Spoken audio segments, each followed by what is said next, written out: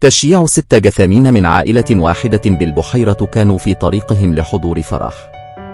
شيع أهالي عزبة غراقة حامد بمنطقة البستان في مركز دلنجات في محافظة البحيرة جثامين 6 أشخاص من عائلة واحدة ضحايا حادث البحيرة. جثامين 6 أشخاص من عائلة واحدة ضحايا حادث البحيرة والذي أصيب فيه 5 آخرين من نفس العائلة. ضحايا حادث البحيرة كانوا في طريقهم لحضور حفل زفاف في العلمين.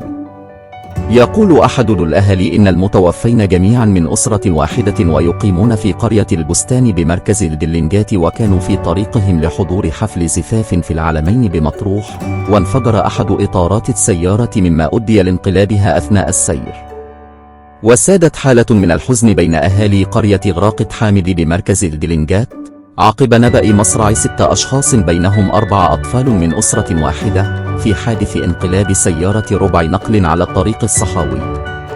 تلقي اللواء أحمد خلف مدير أمن البحيرة إخطارا من مركز شرطة والدغال النطرون صباح اليوم بوقوع حادث انقلاب سيارة نصف نقل على الطريق الصحراوي السريع.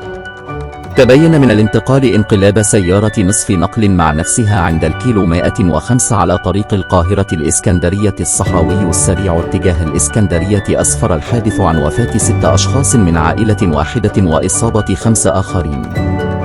تم نقل المصابين إلى مستشفى وادي للنطرون التخصصي لعمل الإسعافات الأولية والفحوصات اللازمة، وتم إيداع المتوفين ثلاجة حفظ الموت في ذات المستشفى تحت تصرف النيابة العامة.